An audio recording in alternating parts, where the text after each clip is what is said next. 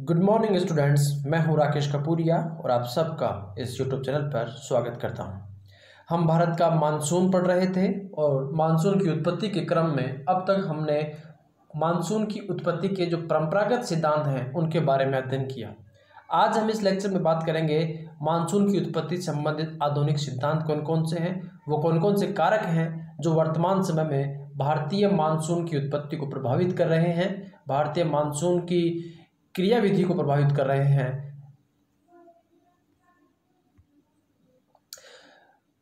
Monsoon experiment या मोनेक्स एक experiment था मानसून की उत्पत्ति और उसकी क्रियाविधि को समझने के लिए। इसका आरंभ हुआ था दिसंबर 1978 में और यह अगस्त 1979 में खत्म हुआ। यानी कि लगभग एक साल का ये पूरा पीरियड मानसून के एक्सपेरिमेंट को लेकर के था कि हिंद महासागरीय क्षेत्र में, खास करके हिंद महासागरीय क्षेत्र में वास्तव में मानसून की उत्पत्ति किस प्रकार से होती है और उसकी क्रियाविधि किस प्रकार की है, इस चीज़ को समझने का प्रयास किया गया था। इस मोनेक्स प्रोग्राम में जो महत्वपूर्ण सहयोगी संगठन थे वो थे WMO world meteorological organisation, WWW USSR, India, US, China, Japan. ये कुछ महत्वपूर्ण सहयोगी संस्थाएं और राष्ट्र थे जिन्होंने मिलकर के और आपसी सहयोग से पता लगाने का प्रयास किया कि भारतीय मानसून की उत्पत्ति कैसे होती है और यह किस प्रकार से कार्य करता है। वास्तव में इस मोनेक्स प्रोग्राम का उद्देश्य था मानसूनी पवनों के परिसंचरण को समझना। हिंद महासागरीय क्षेत्र में, खास करके हिंद महासागरीय क्षेत्र, इसका जो पर्टिकुलर एरिया था इस एक्सपेरिमेंट का वो हिंद महासागर था। अरब सागर, बंगाल की खाड़ी और जो दक्षिणी चीन सागर है वो वाला पूरा एरिया जो था वो इसका एक्सपेरिमेंटल साइट थी जहां पर एक्सपेरिमेंट किया गया और ये पता लगाने का प्रयास किया गया कि वास्तव में मानसूनी पवनों के परिसंचरण किस प्रकार से होता है और इस परिसंचरण को समझने का प्रयास किया गया। वास्तव में मोनेक्स प्रोग्राम जो था वह 2 चरणों में पूरा हुआ।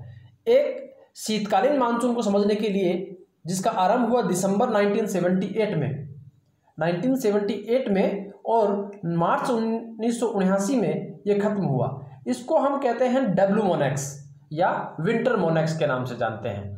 और दूसरा एक्सपेरिमेंट हुआ ग्रीष्मकालीन मानसून की क्रियाविधि को समझने के लिए जिसका आरंभ हुआ मई 1979 से अगस्त 1979 तक, और इसको हम कहते हैं एस मोनेक्स या समर मोनेक्स के नाम से जाना जाता है। तो वास्तव में मोनेक्स प्रोग्राम 2 चरणों में संपन्न हुआ, एक विंटर मोनेक्स और दूसरा समर मोनेक्स।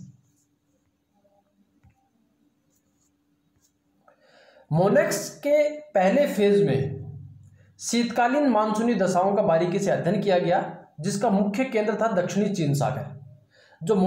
जो डब्ल्यू मोनेक्स था या विंटर जो मोनेक्स था उसमें शीतकालीन मानसूनी दशाओं का बारीकी से अध्ययन किया गया और इसका जो एक्सपेरिमेंटल एरिया था वो था दक्षिणी चीन सागर।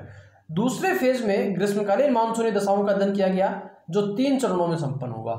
पहला जिसका मुख्य साइट था सऊदी अरेबियन प्रयोग, जिसको हम सऊदी अरेबियन प्रयोग के नाम से जानते हैं, सऊदी अरेबियन एक्सपेरिमेंट के नाम से जानते हैं, और इसका जो मुख्य केंद्र था वो था तेहरान। दूसरा था अरब सागरीय प्रयोग या अरब सागरीय एक्सपेरिमेंट जिसका मुख्य केंद्र था बॉम्बे या मुंबई। बंगाल की खाड़ी का प्रयोग या बंगाल की खाड़ी का एक्सपेरिमेंट जिसको कहते हैं हम, उसका मुख्य केंद्र था कोलकाता। यानी कि ग्रीष्मकालीन मानसून के लिए 3 साइट्स चुने गए, एक तेहरान जो सऊदी अरेबिया में है, दूसरा मुंबई जो अरब सागर में है और तीसरा बंगाल की खाड़ी में कोलकाता। ये 3 साइट से डेटाज लिए गए और डेटा का एक विश्लेषण किया गया और उसके आधार पर यह पता लगाने का प्रयास किया गया कि ग्रीष्मकालीन मानसून में के समय किस प्रकार की दशाएं होती हैं। इन तमाम प्रयोगों के बाद यह स्पष्ट हुआ कि कोई एक कारण भारतीय मानसून की उत्पत्ति को समझाने में उत्तरदायी नहीं है, या समझाने का तरीका यदि हम ये मान लें कि एक कारक ऐसा हो जिसको हम जो डोमिनेटेड हो भारतीय मानसून को समझाने में, तो ऐसा कुछ नहीं है। इसके लिए अनेक कारक उत्तरदायी हैं जो हिंद महासागरीय मानसूनी परिसंचरण है इसको प्रभाव डालने वाले बहुत अनेक कारक हैं, अलग अलग कारक हैं जो अलग अलग समय में भारतीय मानसून पर प्रभाव डालते हैं, जिसके कारण मानसून की उत्पत्ति में और उसकी क्रियाविधि में परिवर्तन आता है। उसमें सबसे जो पहला प्रभाव बताया, पहला कारक जो बताया गया वो था ITC-Z। ITC-Z जो हमने पिछले लेक्चर में पढ़ा था एक परंपरागत सिद्धांत के रूप में, वो भी एक महत्वपूर्ण कारक है जो भारतीय मानसूनी पवन परिसंचरण पर प्रभाव डालता है। दूसरा है मस्कैरिन हाई। मस्कैरिन एक द्वीप समूह है हिंद महासागर में, और यहाँ पर किस प्रकार से हाई प्रेशर क्रिएट होता है और वह हाई प्रेशर किस प्रकार से भारतीय मानसून को प्रभावित करता है, इसके बारे में बताया गया। तीसरा है पूर्वी जेट स्ट्रीम, पूर्वी जेट स्ट्रीम। चौथा है फाइंड लेटर जेट।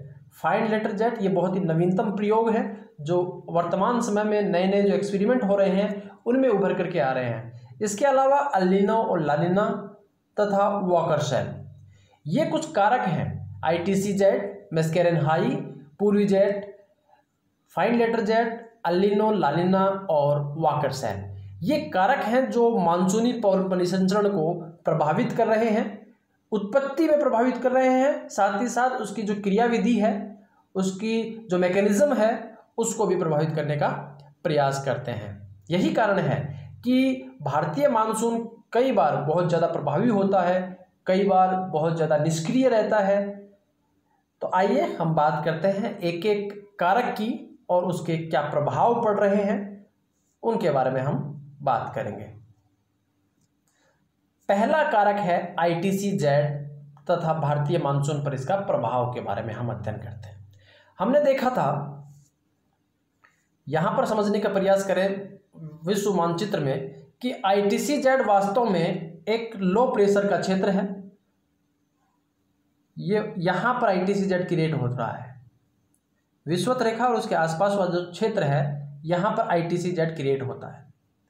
ये एक लो प्रेशर का क्षेत्र होता है क्योंकि यहाँ पर सूर्य की किरणें जो हैं यहाँ पर सीधी चमकती हैं और सीधी चमकने के कारण अत्यधिक सूर्यतप की प्राप्ति होती है। परिणाम स्वरूप यहाँ पर अधिक तापमान होता है और अधिक तापमान के कारण यहाँ पर लो प्रेशर रहता है। इस लो प्रेशर वाले क्षेत्र पर उपोष्ण कटिबंधीय क्षेत्रों से, दोनों गोलार्धों में उपोष्ण कटिबंधीय क्षेत्रों से कुछ पवनें चलती हैं इस प्रकार से उत्तरी गोलार्ध में, और ये वाला इस प्रकार से दक्षिणी गोलार्ध में। ये दोनों पवनें आकर के इस क्षेत्र में कन्वर्ज करती हैं, मिलती हैं, कन्वर्जन होता है यहाँ पर। तो ये वाला जो क्षेत्र है इसको कहते हैं ITC-Z। यहाँ पर चूंकि एक लो प्रेशर का क्षेत्र है और दोनों गोलार्धों से, उपोष्ण कटिबंधीय उत्तरी गोलार्ध से और उपोष्ण कटिबंधीय दक्षिणी गोलार्ध से पवनें आकर के मिल रही हैं, और ये मिलकर के अत्यधिक गर्मी के कारण, अत्यधिक उष्मा के कारण ये पवनें ऊपर उठ जाती हैं, ऊपर उठती हैं, ठीक है ना। ऊपर उठने के साथ साथ यहाँ पर लो प्रेशर क्रिएट होता है। तो ये एक लो प्रेशर का क्षेत्र है वास्तव में, जहाँ पर उत्तरी गोलार्ध दक्षिणी गोलार्ध से व्यापारिक पवनें आकर के मिलती हैं। उत्तरी गोलार्ध से जो व्यापारिक पवनें आ रही हैं उनको हम कहते हैं उत्तर पूर्वी व्यापारिक पवनें, और दक्षिणी गोलार्ध से पवनें आ रही हैं उनको कहते हैं दक्षिणी पूर्वी व्यापारिक पवनें। क्लियर है। अब होता क्या है, इसके मैकेनिज्म को समझने का प्रयास करिए कि जब शीतकाल होता है, शीतकाल के समय सूर्य दक्षिणायन होता है, तो ऐसे में ITC-Z भी दक्षिणी गोलार्ध में होता है, क्योंकि जहां सूर्य का ताप साफ पड़ रहा हो, सीधा पड़ रहा हो सूर्य का ताप, वहां पर अत्यधिक उष्मा होगी, तो वहीं पर ITC-Z होगा। जहां सूर्य की किरणें सीधी चमक रही होंगी वहीं पर ITC-Z होता है। तो शीतकाल में जब दक्षिणी गोलार्ध में सूर्य दक्षिणायन होता है, या दक्षिणी गोलार्ध में जब सूर्य होता है, तो ITC-Z भी दक्षिण में होता है। अब आपने देखा था कि यहाँ पर इस क्षेत्र में दो व्यापारिक पवनें आकर के मिल रही हैं, एक दक्षिण से जिसको हम दक्षिणी पूर्वी व्यापारिक पवनें कहते हैं, और एक उत्तर से जिनको हम उत्तर पूर्वी व्यापारिक पवनें कहते हैं। भारत की स्थिति यह है, ध्यान रखें। तो शीतकाल के समय भारत वाला पूरा क्षेत्र उत्तर पूर्वी व्यापारिक पवनों के प्रभाव क्षेत्र में होता है। ये पवनें शीत होती हैं, यानी कि कोल्ड विंड होती हैं, ड्राई विंड होती हैं, यानी कि स्थल भाग से चल रही हैं चूंकि, तो इसमें आर्द्रता की कमी होगी, आर्द्रता नहीं होगी, तो इन पवनों के कारण भारत में वर्षा नहीं होती है। ये पवनें जब भारतीय क्षेत्र में आती हैं तो इसे हम कहते हैं उत्तर पूर्वी मानसूनी पवनें। ये मानसूनी पवनें इस प्रकार से चलते हुए जब बंगाल की खाड़ी में आती हैं तो बंगाल की खाड़ी में कुछ आर्द्रता ले लेती हैं, और ये आर्द्रता लेकर के फेरल के नियम को याद करें तो यहाँ पर भारतीय तट से टकराती हैं, कोरोमंडल तट से टकराती हैं और इस कोरोमंडल तट पर वर्षा करती हैं। तो शीतकालीन जो मानसूनी पवनें हैं वो ITC-Z के दक्षिण में खिसकने के परिणाम स्वरूप भारत के पूरे क्षेत्र में छा जाती हैं, और जब ये भारतीय क्षेत्र से गुजर रही होती हैं तो बंगाल की खाड़ी में जब प्रवेश करती हैं तो वहाँ से आर्द्रता लेकर के और भारतीय दक्षिणतम जो तटवर्ती क्षेत्र है, कोरोमंडल तट, तमिलनाडु वाला जो तट है, इस तट पर आकर के वर्षा करती हैं। ये शीतकाल का मैकेनिज्म है। ग्रीष्मकाल के मैकेनिज्म को समझने का प्रयास करिए कि इस ग्रीष्मकाल में सूर्य अब उत्तरायण हो चुका है, यहाँ पर चमक रहा है, तो ITC-Z की स्थिति क्या होगी? यह वाला ITC-Z यहाँ होगा। जो पहले ITC-Z यहाँ था, अब ITC-Z यहाँ पर है, यानी कि लो प्रेशर का क्षेत्र यहाँ पर हो गया। तो अब उत्तर पूर्व से आने वाली व्यापारिक पवनें यहाँ पर आकर के मिल रही हैं और दक्षिण पूर्व से आने वाली व्यापारिक पवनें इस प्रकार से चल रही हैं। यह भारतीय क्षेत्र है, तो इस समय यहाँ पर दक्षिण पूर्वी व्यापारिक पवनें भारतीय क्षेत्र में आ रही होंगी। क्लियर है? दक्षिण पूर्वी व्यापारिक पवनें जो हैं वो चूंकि समुद्री क्षेत्र से चल रही हैं और ग्रीष्म है, ठीक है, एक तो गर्मी वाली हैं, अधिक टेम्परेचर वाली हैं, और दूसरी गर्म के साथ साथ आर्द्र भी हैं। तो आर्द्र पवनें जब भारतीय क्षेत्र में प्रवेश करती हैं तो ये भारतीय क्षेत्र में आकर के वर्षा लाती हैं, आर्द्रता को यहाँ त्यागती हैं। जब किसी पर्वतीय क्षेत्र या किसी रुकावट वाले क्षेत्र से टकराती हैं तो पवनें ऊपर उठती हैं, संघनित होती हैं और उस क्षेत्र में वर्षा कर देती हैं। इनको हम कहते हैं दक्षिणी पूर्वी व्यापारिक पवनें, जो जब भारतीय क्षेत्र में प्रवेश करती हैं तो इन्हें दक्षिण पूर्वी मानसूनी पवनें या दक्षिणी पश्चिमी मानसूनी पवनें कहा जाता है। क्यों कहा जाता है दक्षिणी पश्चिमी मानसूनी पवनें? जैसे ही दक्षिणी गोलार्ध को पार करके और विषुवत रेखा को पार करती हैं, उत्तरी गोलार्ध में पहुंचती हैं, तो फेरल के नियम के अनुसार इन पवनों की दिशा दाएं मुड़ जाती है, इस प्रकार से मुड़ जाती है। क्लियर है? दाएं मुड़ रही हैं, विषुवत रेखा को जैसे ही पार किया तो दाएं मुड़े, तो ये वाला जो भारतीय तट है जिसको हम पश्चिमी तट कहते हैं, पश्चिमी तट पर आकर के ये टकराती हैं। पश्चिमी तट पर आप याद करें कि एक हमारे यहाँ पश्चिमी घाट पर्वतमाला है, इस पश्चिमी घाट पर्वतमाला पर टकराती हैं जैसे ही ये दक्षिण पश्चिमी मानसूनी पवनें, तो यहाँ पर वर्षा करती हैं और मानसून का आरंभ होता है, भारतीय मानसून का आरंभ होता है। तो वास्तव में ITC-Z स्थानांतरण होता है सूर्य के उत्तरायण और दक्षिणायन के कारण। जब सूर्य दक्षिण में होता है तो ITC-Z की स्थिति भी दक्षिणी गोलार्ध में होती है। तो ऐसे में भारतीय जो उपमहाद्वीप है उसमें पूरे वाले क्षेत्र में उत्तर पूर्वी व्यापारिक पवनें छा जाती हैं। उत्तर पूर्वी व्यापारिक पवनें चूंकि कम टेम्परेचर वाली होती हैं और शुष्क होती हैं, तो इनके कारण भारतीय क्षेत्र में मानसून जो है वो सूखा रहता है।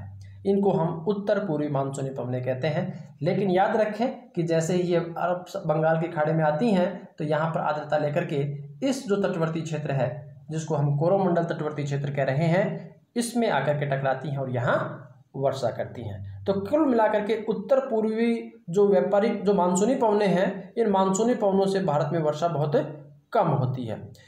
इसी मैकेनिज्म को फिर अब ग्रीष्मकाल में समझने की कोशिश करें। ग्रीष्मकाल में सूर्य उत्तरायण होता है, सूर्य लगभग भारत के मध्यवर्ती मैदानी क्षेत्र में छा रहा होता है, कर्क रेखा के आसपास वाला जो क्षेत्र है यहाँ पर छा रहा होता है। तो ITC-Z की स्थिति भी जो है वो इस प्रकार से रहती है। भारत में जो शिवालिक वाला जो पर्वतीय क्षेत्र है, शिवालिक का जो पर्वतपदीय क्षेत्र है, वहाँ पर ITC-Z की स्थिति बन जाती है, जिसके कारण दक्षिणी पूर्वी व्यापारिक पवनें अब दक्षिणी गोलार्ध को पार करके उत्तरी गोलार्ध में प्रवेश करती हैं। तो यहाँ पर इन पवनों की दिशा थोड़ी सी मुड़ जाती है फेरल के नियम के अनुसार, और ये पवनें दक्षिणी पश्चिमी मानसूनी पवनों के नाम से जानी जाती हैं, जो भारत के पश्चिमी तटवर्ती क्षेत्र से टकराती हैं, पश्चिमी घाट से टकराती हैं और भारत में मानसून की उत्पत्ति होती है। तो ITCZ वास्तव में सूर्य के उत्तरायण और दक्षिणायन के साथ साथ परिवर्तित हो रहा है, और जिसके कारण भारत में उत्तर पूर्वी तथा दक्षिणी पश्चिमी मानसूनी पवनों की उत्पत्ति हो रही है। मुझे उम्मीद है कि ये लेक्चर ये जो टॉपिक है वो आपको पूरी तरह से समझ में आ गया होगा। नेक्स्ट हम बात करते हैं मस्कैरिन हाई और भारतीय मानसून का किस प्रकार से रिलेशन है। मस्कैरिन जो है वो एक द्वीप समूह है। कहाँ है, इसकी लोकेशन आपको पता होनी चाहिए। ये अफ्रीका महाद्वीप वाला क्षेत्र है, ये अफ्रीकन महाद्वीप वाला क्षेत्र है, और इस अफ्रीकन महाद्वीप वाले क्षेत्र में यहाँ पर मेडागास्कर है। इस मेडागास्कर के पास में यहाँ पर छोटे छोटे द्वीप समूह हैं जिसको हम मस्कैरिन कहते हैं, मस्कैरिन आइलैंड्स कहते हैं। वास्तव में मस्कैरिन आइलैंड जो हैं वो हिंद महासागर के द्वीप समूह हैं। अब इस मैकेनिज्म को समझने का प्रयास करें कि मस्कैरिन जो द्वीप समूह है वो भारतीय मानसून को किस प्रकार से प्रभावित कर रहा है। ग्रीष्मकाल के समय चूंकि उत्तरायण रहता है सूर्य, और ITCZ भारत के लगभग मध्यवर्ती क्षेत्र में रहता है, यहाँ इस क्षेत्र में ITCZ रहता है। तो ऐसे में यहाँ पर लो प्रेशर का क्षेत्र है, लेकिन साथ ही साथ चूंकि सूर्य उत्तरायण है तो यहाँ अत्यधिक सूर्य तक की प्राप्ति हो रही है। अब आप याद करें कि ये वाला जो पश्चिमी क्षेत्र है भारत का, वो एक मरुस्थलीय क्षेत्र है। चाहे भारत हो, पाकिस्तान वाला जो क्षेत्र है ये भी थार का मरुस्थल है, द ग्रेट थार डेजर्ट यहाँ पर है। इसके साथ साथ ये वाला जो अरब का मरुस्थलीय क्षेत्र है ये भी यहाँ पर है। यहाँ पर बालू पाई जाती है। सूर्य की किरणें जब सीधी चमकती हैं, अधिक सूर्य तक की प्राप्ति होती है, तो ये बहुत तेज़ी से गर्म हो जाती हैं, तो यहाँ पर जो पवनें हैं वो सेवेन्य तरंगों के रूप में ऊपर उठती हैं। ऊपर उठती हुई पवनों का तापमान जो है वो कम होता है, ये भारी होती हैं और आकर के इस क्षेत्र में आकर के गिर रही हैं, मस्कैरिन आइलैंड पर आकर के गिर रही हैं। और चूँकि ये पवनें ठंडी हैं तो यहाँ का जो टेम्परेचर होगा उसको और ठंडा करेंगे तो यहाँ पर प्रेशर जो है हाई प्रेशर हो जाएगा। इसी को हम कहते हैं मस्कैरिन हाई, यानी मस्कैरिन जो आइलैंड क्षेत्र है, यहाँ पर भारतीय थार के मरुस्थलीय क्षेत्र और अरब के मरुस्थलीय क्षेत्र से ऊपर उठी हुई पवनें आकर के गिर रही हैं और यहाँ के टेम्परेचर को कम कर रही हैं। परिणाम स्वरूप यहाँ पर हाई प्रेशर क्रिएट होता है, और इस हाई प्रेशर से पवनें फिर भारतीय क्षेत्र में प्रवेश करती हैं। तेजी से दक्षिण पश्चिमी मानसून के रूप में पवनें भारत के स्थलीय क्षेत्र की ओर भागती हैं, क्योंकि यहाँ पर लो प्रेशर का क्षेत्र है, यहाँ पर हाई प्रेशर का क्षेत्र है। तो पवनें तेजी से भारतीय उपमहाद्वीप में प्रवेश करेंगी और अच्छी बारिश करेंगी। तो मस्कैरिन हाई कैसे पैदा हो रहा है? थार के मरुस्थलीय क्षेत्र और अरब के मरुस्थलीय क्षेत्र के गर्म होने के परिणाम स्वरूप सेवेन्य तरंगों के रूप में पवनें ऊपर उठती हैं। ये पवनें ऊपर उठती हैं तो टेम्परेचर इनका कम होता है, भारी होती हैं, और ये ला करके गिरती हैं यहाँ इस मस्कैरिन आइलैंड पर, जिसके कारण यहाँ पर टेम्परेचर जो है वो कम हो जाता है, और कम टेम्परेचर का मतलब है हाई प्रेशर, और इस हाई प्रेशर से लो प्रेशर की ओर पवनें तेजी से भागती हैं, तो भारतीय मानसून जो है वो प्रभावी हो जाता है। मस्कैरिन हाई समझ गए, और भारतीय मानसून के साथ इसका संबंध भी उम्मीद है कि आप समझ गए होंगे। अगला है पूर्वी जेट स्ट्रीम और भारतीय मानसून के बीच में क्या संबंध है। वास्तव में जो मोनेक्स प्रोग्राम था, उसी मोनेक्स प्रोग्राम में एक भारतीय जलवायुवेता थे पी कोटेश्वर साहब। इन्होंने बताया कि किस प्रकार से तिब्बत का पठारी क्षेत्र एक पूर्वी जेट स्ट्रीम की उत्पत्ति करता है।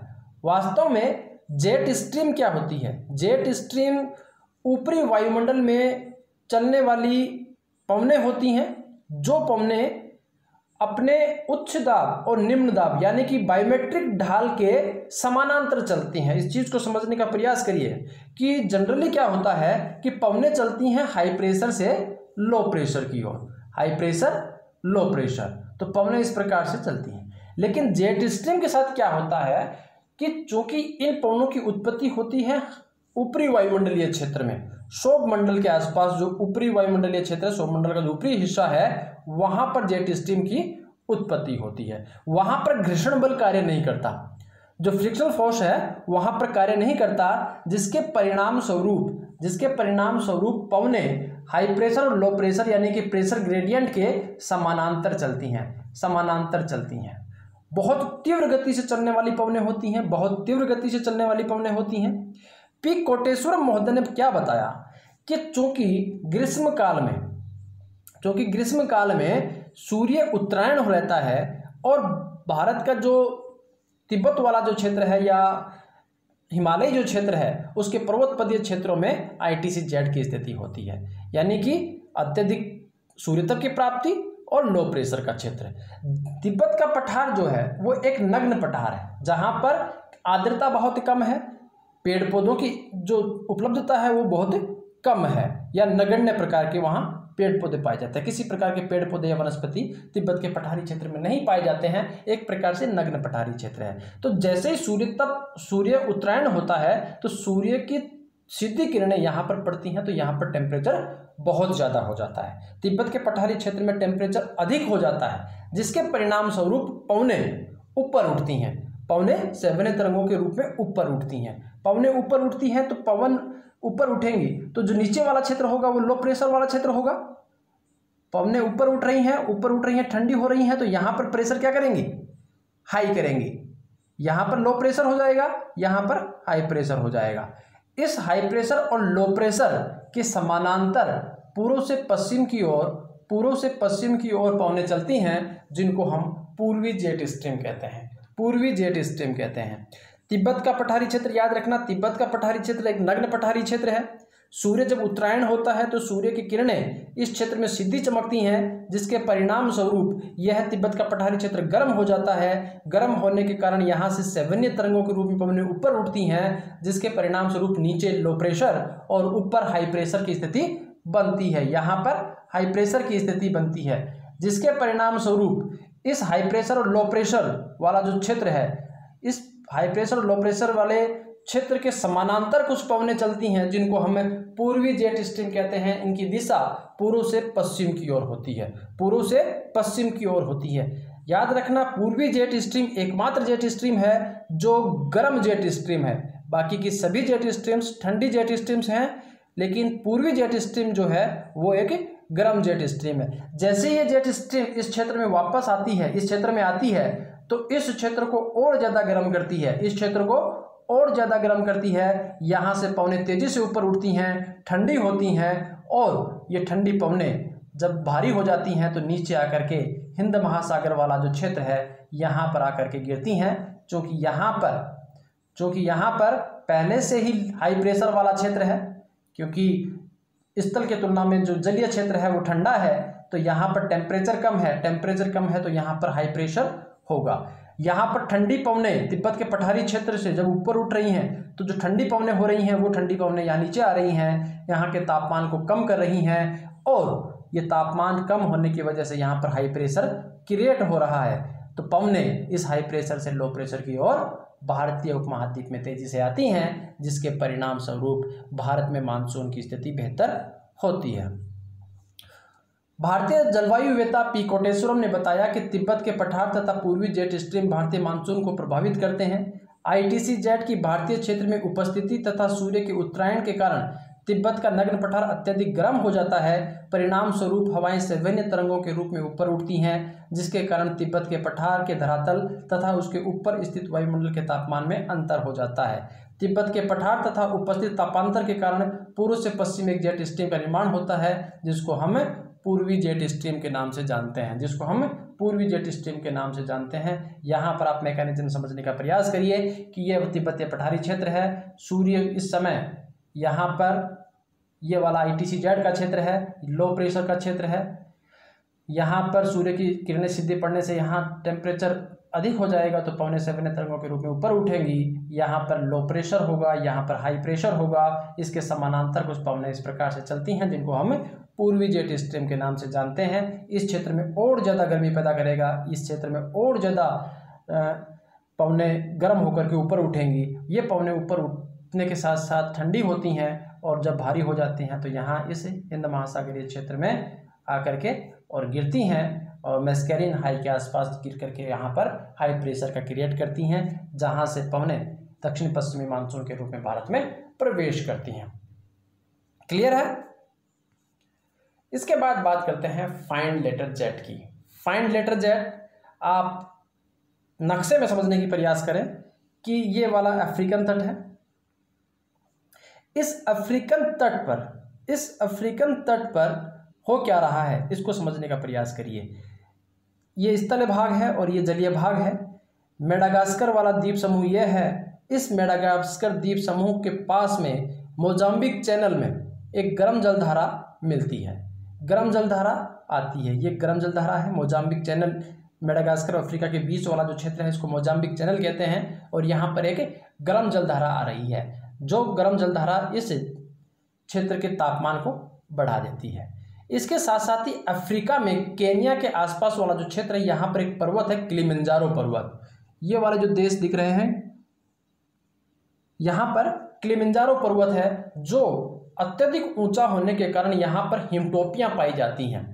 हिमटोपियाँ पाई जाती हैं और हिम का तापमान क्या होगा? कम होगा।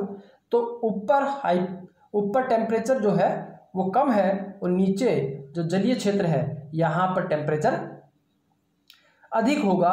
परिणाम स्वरूप एक बैरोमेट्रिक ढाल बन रहा है, हाई प्रेशर और लो प्रेशर बन रहा है। जो पर्वत की चोटी है, किलिमंजारो का पर्वतीय क्षेत्र है, यहाँ पर हाई प्रेशर होगा और नीचे वाला जो क्षेत्र है यहाँ पर लो प्रेशर होगा।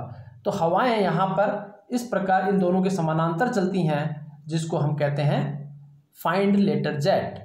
फाइंड लेटर जेट वास्तव में बहुत से भूगोलवेत्ता इसको जेट नहीं मानते, लेकिन वर्तमान समय में ये एक जेट है जो अफ्रीकन महाद्वीप में पाए जाने वाली किलिमंजारो पर्वत और मोजाम्बिक चैनल में चलने वाली गर्म जलधारा के तापमान में अंतर के परिणाम स्वरूप उत्पन्न होती है। तापमान में अंतर के परिणाम स्वरूप उत्पन्न हो रही है। अफ्रीका के तटवर्ती क्षेत्र से पवनें, चूँकि ऊपर वाला जो क्षेत्र है वो हाई प्रेशर वाला है और नीचे वाला जो क्षेत्र है वो लो प्रेशर वाला क्षेत्र है। तापांतर दोनों का अंतर है, प्रेशर में दोनों में अंतर है। हवाएं जो हैं ऊपरी वायुमंडल में वो इस प्रकार से चलती हैं और ये पवनें, ये जो जेट स्ट्रीम है, फाइंड लेटर जेट है, वो दक्षिणी पश्चिमी मानसूनी पवनों को तेजी से भारत की ओर धकेलती है। परिणाम स्वरूप भारतीय मानसून बेहतर होता है, भारतीय मानसून की उत्पत्ति होती है।